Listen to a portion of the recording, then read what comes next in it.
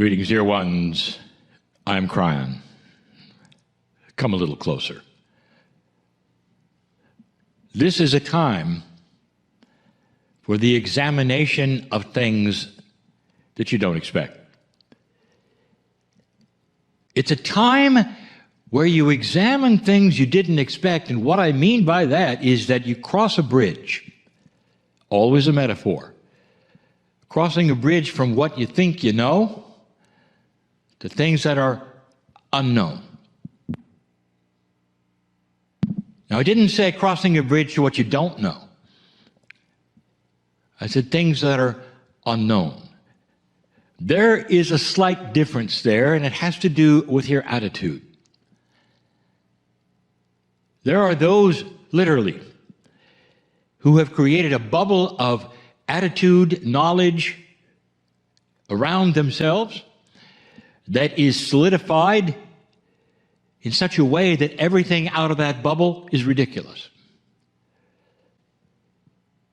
And so we say again to those who are here, rolling their eyes perhaps, or saying, this is silly stuff, I'm here just to listen to the silliness. I will say there's going to be a lot of silliness for you if you stay tuned, because of what I'm going to give you. Information.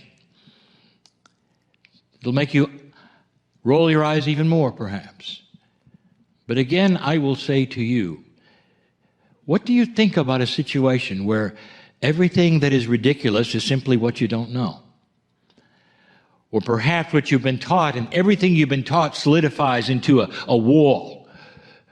It's a room, and you can then tap on the walls and say, taught this, taught that, taught that. And if anything goes beyond that which you were taught, it's ridiculous.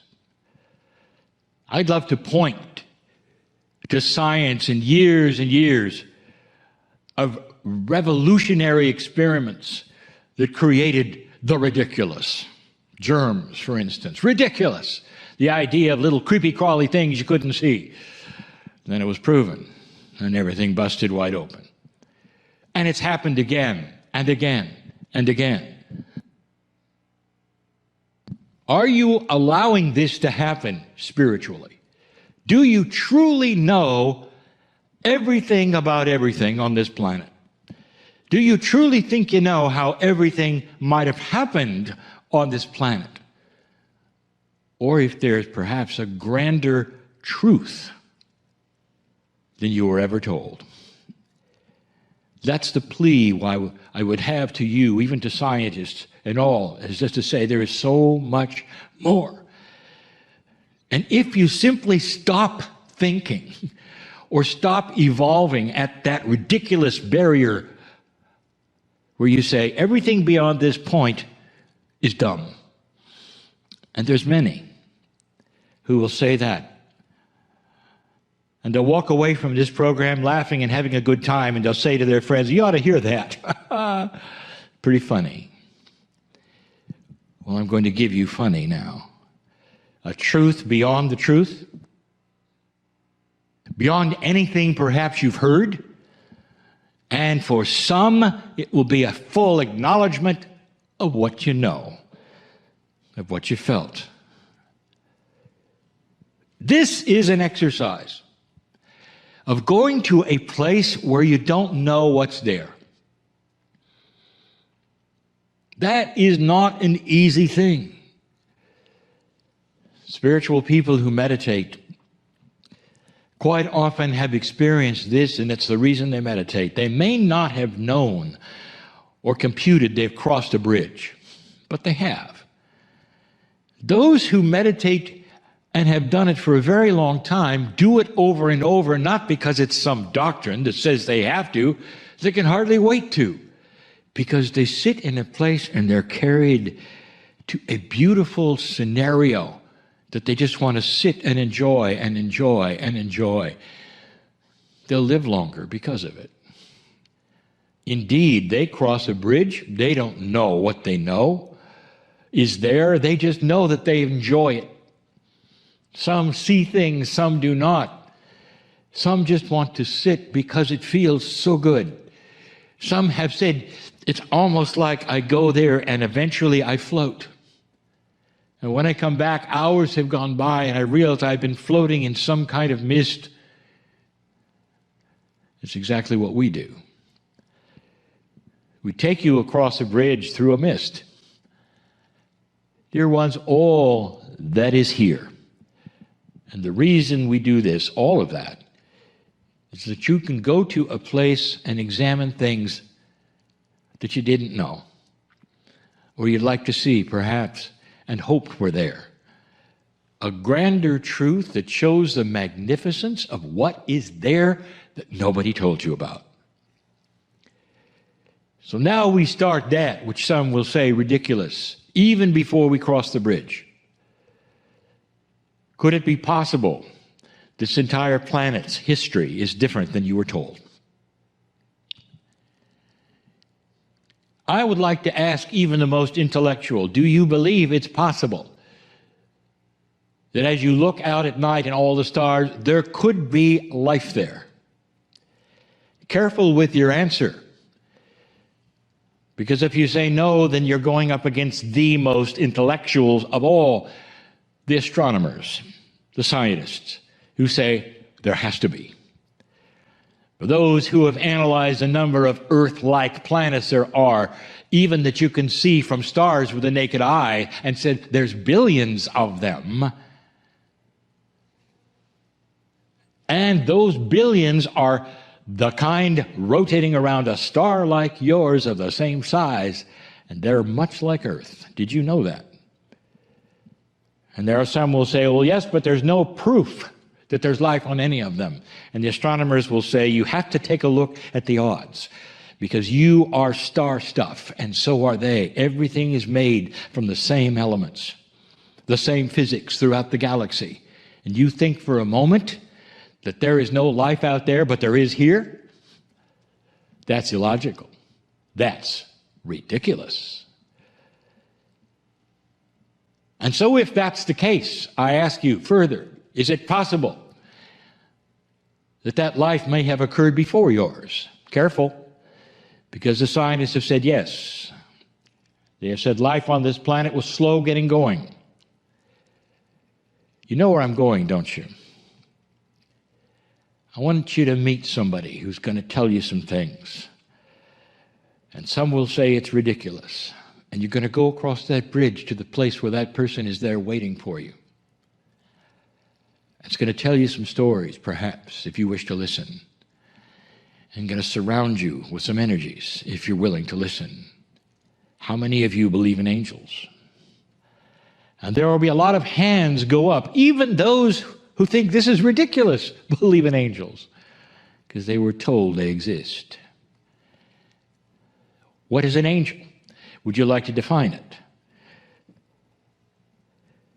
Could it be that an angel is a multidimensional form that represents that which is from the other side of the veil, that which some say is God, coming right down to this planet to do what? To put you perhaps in a place of healing, or perhaps to give you information. I want you to meet an angel. May not just be the one you think. So profound are some of these things. What if the evolution of this planet was interfered with? What if you're made of star stuff, but beyond that? What if the history of this planet was actually interfered with by those from the stars on purpose, in order to give you something you wouldn't have had otherwise, and that is the attributes of divinity and a soul? What if that entire Adam and Eve story was true in the metaphor, that indeed God did come to this planet in a way that gave you something that you didn't have before? Divinity. The scientists say evolution happened too quickly. Start to ask them. That's just the beginning of the evidence. I want you to go across this bridge with me and meet somebody right now. In the circle of 12, we invite you to come, take my hand, take the other's hands, walk across a bridge which is symbolic to going from what you think you know to what you don't know, or what you say, well, I know, but not yet. That's the difference. What is your attitude about the unknowing? To those who have the bubble of ridiculousness that I've described, you say, well, don't show it to me because it isn't so. It isn't so because I've got a bubble. Did you see my bubble? I've got that bubble there, so don't tell me anything beyond it. And then there are those who say, I've got a bubble, but it's expandable. Expand my bubble. Show me what might be there. Come with me. Let's cross the bridge right together right now. Come with me. Let's go. I want you to come right now. Let's just go to the theater through that portal, which is a doorway, which is a symbol, as I've said before. Always a symbol. It's a symbol simply of going from one place to another, and we're going to that theater in the round.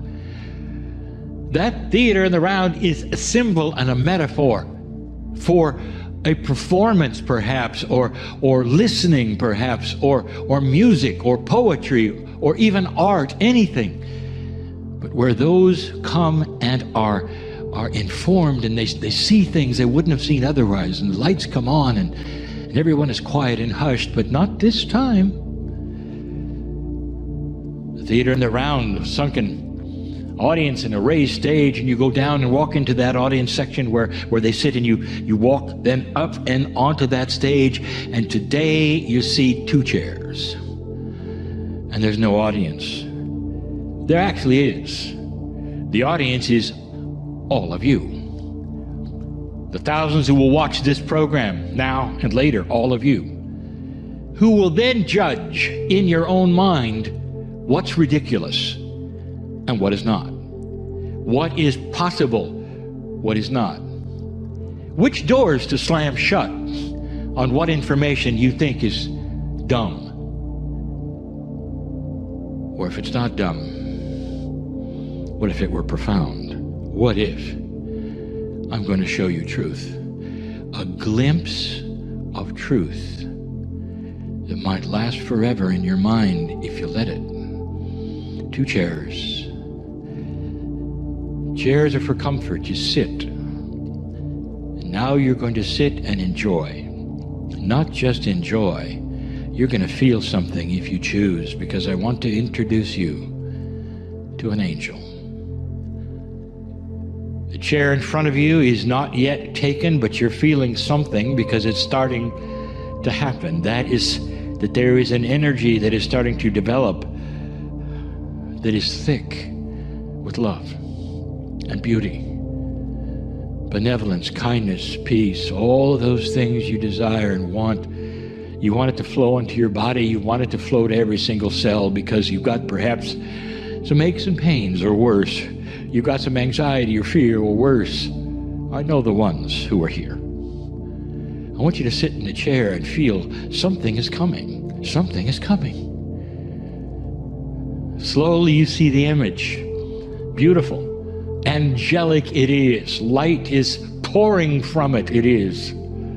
Almost like a multi-dimensional, multicolored beings taking her place in the chair in front of you.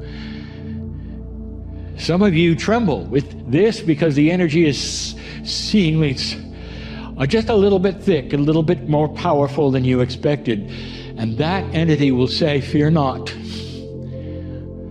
for I come to give you good tidings. I give you joyful things that I always do every time. It's a female. You see it's a female. That is the way it's presented to you. That's a mother image. It's on purpose. Have you noticed that almost all of the angels, almost, present themselves to you as female through history, are written up as female through history, are beautiful, like shining stars they are, in this chair in front of you right now. Without anything being said, that entity is healing your body. You're sitting in the right place, dear ones. With intent, you're there to experience the ridiculous, maybe.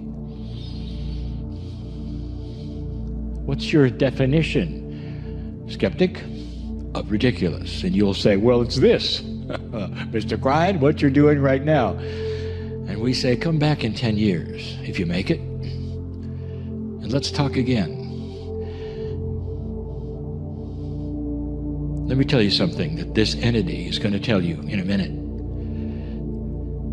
Someday, when you meet those from the stars who have had 1,000,000 years before you, someday, in generations from now, when they come to this planet in benevolence and kindness, and they come down and they willingly give you their DNA for you to examine, which you can do almost instantly with your technology, you will have your jaw drop open because it's going to look like yours. And they're going to smile, and they're going to say, we're your parents. I want you to meet this angel. She's from the stars. And she'll say to you, are you interested in history, dear one? And if you can even speak at the moment, because perhaps you're still feeling this energy where all the cells of your body are being cleansed simply because you sit in this energy. This is a healing spot. And you're going to get a history lesson, and you're going to say, you can say whatever you want to, I'm listening. And she'll say, let me tell you a history. It's about a planet. It's about a planet that went through war. It's about a planet who had dictators who went through genocide, and you'll say, yeah, I know, I've seen it in my books. And she'll continue and say, and it was a planet that eventually went out and saw other planets, and you'll say, well, that's perhaps not my planet. She'll say, it was not your planet, it's mine. We went out and discovered other worlds, and we conquered them, and we even had genocide, and we had dark energy, more than you had dark energy. We did things unconscionable. There's this silence, and she'll say, and then there was the shift. And when it began, she say, no one understood. There was strife, because when you turn on the light, all of the dark things show up. And she said, before this life started on this planet, we had our shift and began a consciousness elevation that resulted in what you see today before you. I am your seed biology. I am a star mother. What do you think so far? Real, unreal, true, not true, believable, not believable? This is where free choice comes into play for all of you, every single one. And that is the crux of everything we teach. The greatest story of all, that God was put inside you for you to find, with free choice, if you choose. All of you can stay right here in front of her, absorbing this beautiful, radiant energy that is cleansing every cell of your body right now, and start listening to her tell about a history that's much like yours, and then what happened afterwards, and then what happened afterwards, until you get an ascended planet that Kryon has said could be yours. That's the story we've always wanted to give to you, and so it is. Greetings, dear ones. I'm Kryon of Magnetic Service. I would like to speak briefly about perception. How old do you think civilization is? What could have happened before? What is the perception of angelic beings? What do you see or what you don't see? How do you believe? I want to just continue that for a moment and show you perhaps some of the beginnings of it, so you're not alone, and where that would take you next. My partner, not long ago, was sitting on a mountain. It's a famous one. It's called Mount Sinai. And he gave a channeling that you can listen to easily. And he talked about Moses. Specifically, he spoke of that which Moses saw, which started everything that is the lineage of Moses, and that was the burning bush. I told you then that you have to go back to a time in history where there were no inventions that would give light in any way unless it was flame. So there was no real way to have light that occurred on the ground unless there was flame. The idea of electricity or illumination in any other form was simply not in the minds of any humans. And so that burning bush, dear ones, was an angel. It was magnificent, on the ground, right in front of him, speaking to him, and filled with light. And all he could see in his consciousness of the day was a bush that burned. That's the perception, and it's based upon that which humans know and see and believe.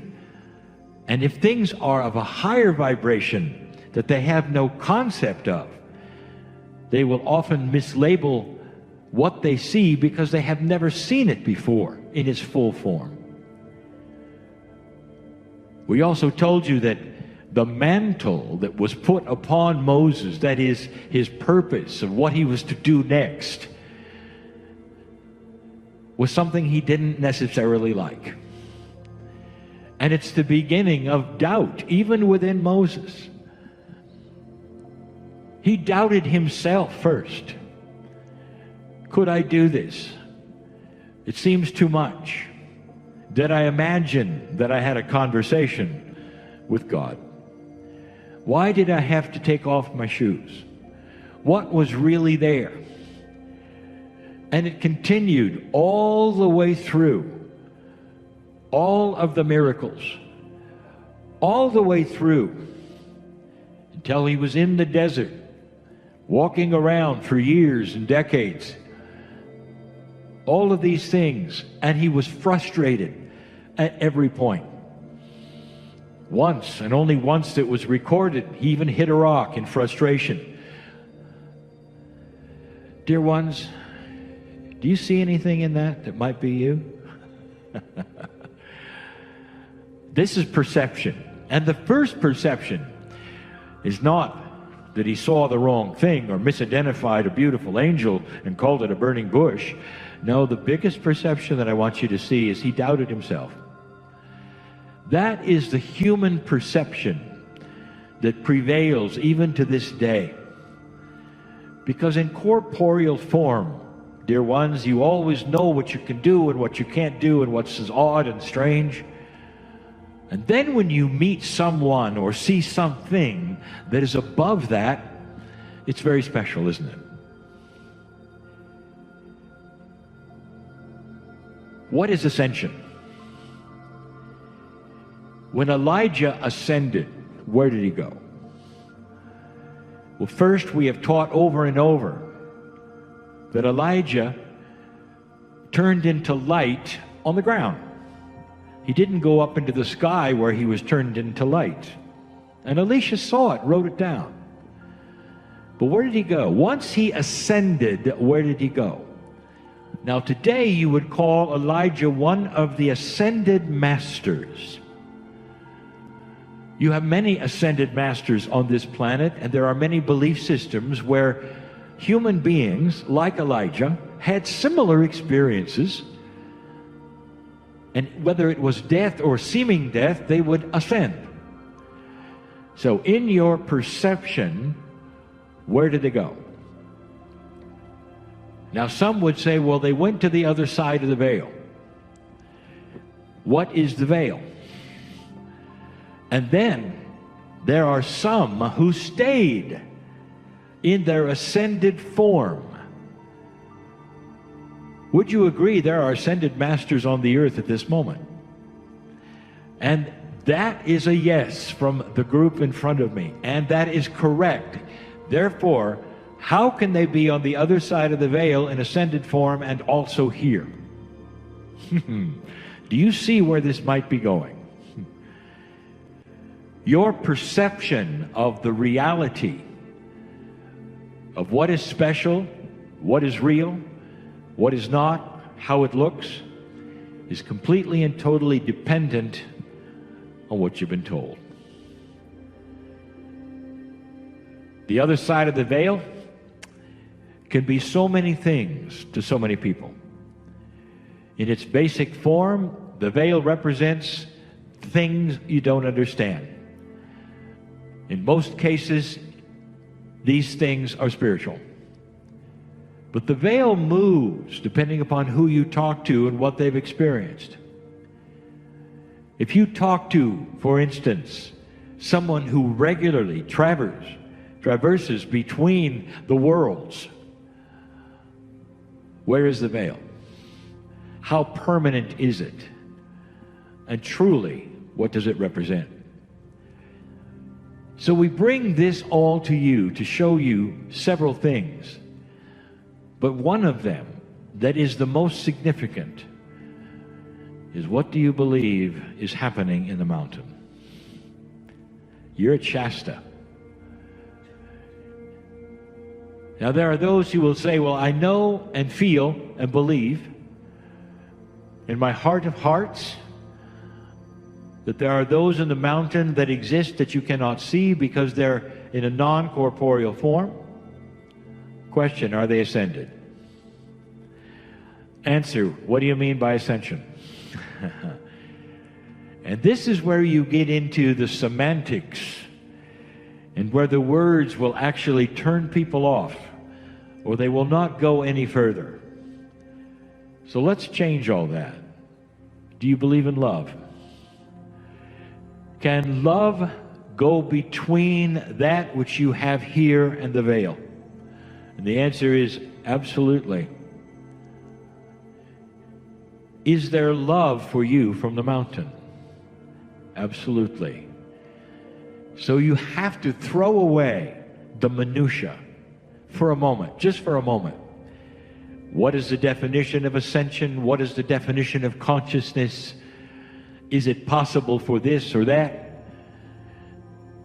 And feel loved. There's something happening right at this second from the mountain. You see, these messages in this moment were expected by those in the mountain. Telos has been waiting for you to open this time capsule, to start to reveal those things which they hold as Pleiadians, as parents of humanity, as loving creatures, if you want to even use the word creature. If they were able to and wanted to, this moment appear to you, let me give you a little bit of a hint of what it might look like. First of all, a ball of multidimensional, colorful energy that's going to come through the wall and reside on the ground.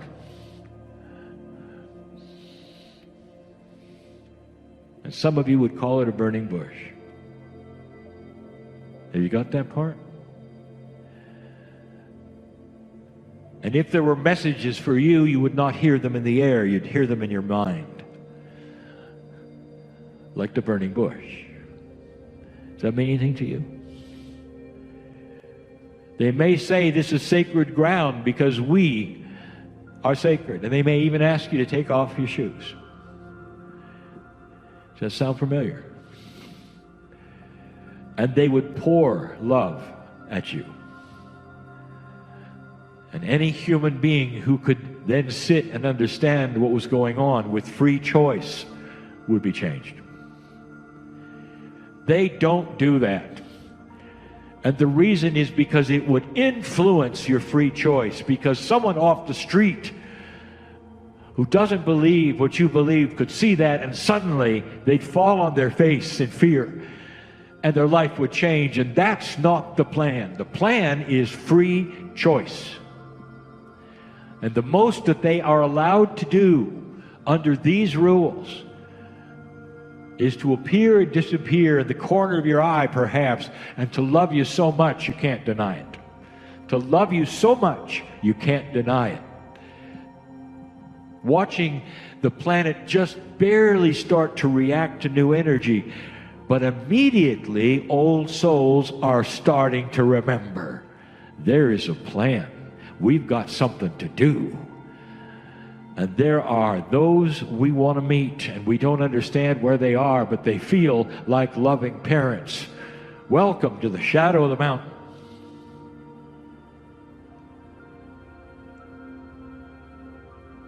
There's some of you who will go out alone and sit.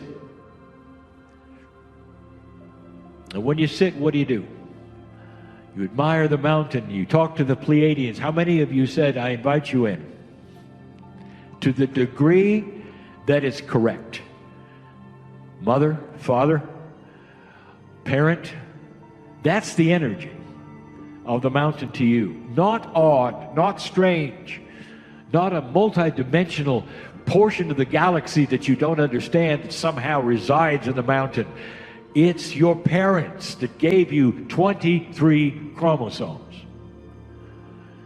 And time doesn't matter. It's a circle. It's instant. They're here, and so are you. On schedule. They expected this meeting, these things that are being taught. And your name goes here to be here. Some of you will say, well, how could that be? I only decided 2 days ago to come. What a coincidence that you would be sitting here listening to this. You're here by appointment. Your appointment. I want you to remember this and know this. In the exercises that may follow after the meal that you will have, I want you to call upon these to give you information that you will then report back to help identify the missing pieces of information and revelation in the wheel. I've asked my partner to give you a couple of really difficult ones. And the reason is that you're in the shadow of the mountain. You're here. They're here. Listen. And it's not too difficult. These have to come from humans. Do you understand this? God does not then hand you things that you use. The tools are there. This is one of them. You're here. And you are an old soul. These must be developed by humans who remember the teachings from the stars. That is why you sit in the chair, dear ones.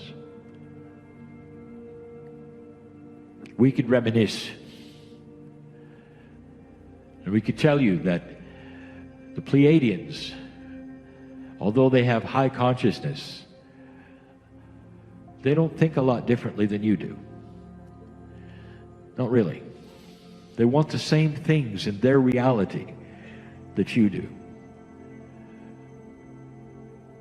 Through eons of time, their planets developed peace.